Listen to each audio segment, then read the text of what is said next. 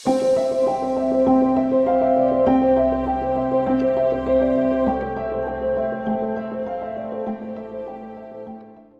am Dr. Venkateshwari, dentist from Sifa Hospital. இன்னைக்கு நம்ம என்ன டாபிக் பற்றி பார்க்க போகிறோம் அப்படின்னா discoloration of teeth. That means change of normal கலர்ல இருந்து பல்லு கலர் மாதிரி தெரிகிறது. இதோட டிஸ்கலரேஷனுக்கு ரீசன் அப்படின்னு பார்த்தீங்கன்னா ஃபர்ஸ்ட் ரீசன் வந்து ஃபுட் ஹேபிட்ஸ், அப்புறமா ஸ்மோக்கிங், இன்னொன்று டொபாக்கோ ஸ்டெயின்ஸ், இந்த வெத்தலை புகையில போடுறவங்களுக்கு அந்த கரைகள் படும். இன்னொன்று குழந்தைங்களுக்கு அந்த பல்லு முளைக்கிற ஏஜில் தண்ணியில் உள்ள ஃப்ளூரைட் கண்டென்ட்னால ஃப்ளூரோசிஸ் அப்படிங்கிற ஸ்டெயின்ஸ் வரும். அதுக்கடுத்து நியூட்ரிஷனல் டெஃபிஷியன்சி, அதனால கூட உங்களுக்கு டூத் டிஸ்கலரேஷன் ஆகலாம்.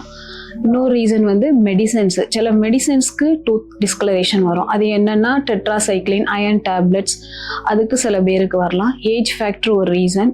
இதெல்லாம் வந்து காரணங்கள் பல்லோட கலர் சேஞ்சஸ்க்கு. இதனால நமக்கு வந்து சாதாரணமாக மக்கள் என்ன ஃபேஸ் பண்ணுறாங்க அப்படின்னா அவங்களோட செல்ஃப் கான்ஃபிடென்ஸ், தன்னம்பிக்கை வந்து குறைஞ்சிருது. யார்கிட்டையும் போய் பேசுறதுக்கு அவங்க தயங்குறாங்க பல்லு இப்படி இருக்கிறதுனால. ஸோ இதை வந்து எப்படி கரெக்ட் பண்ணுறது அப்படிங்கிறது பார்த்தோம்னா இதுக்கு நிறைய ட்ரீட்மெண்ட் ஆப்ஷன் இருக்குது.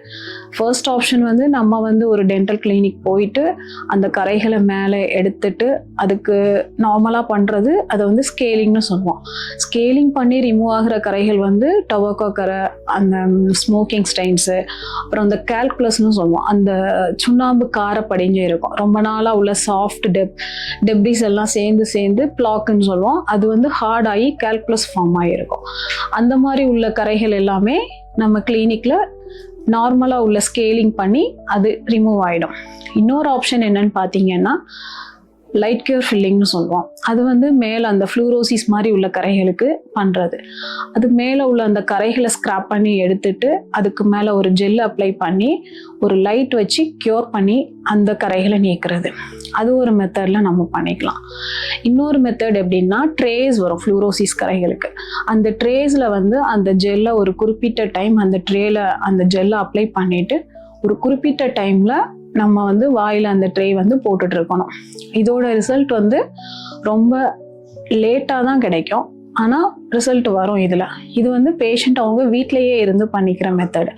இதுக்கு கிளினிக் அப்படி நான் அந்த ஃபஸ்ட்டு 2-3 விசிட் மட்டும் போக வேண்டியிருக்கும்.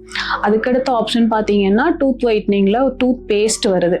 அது வந்து எந்த அளவுக்கு ரிசல்ட் இருக்கும் அப்படிங்கிறது தெரியாது. அதுக்குமே ரொம்ப லேட்டாக தான் அதோட ப்ராசஸ் கிடைக்கும்.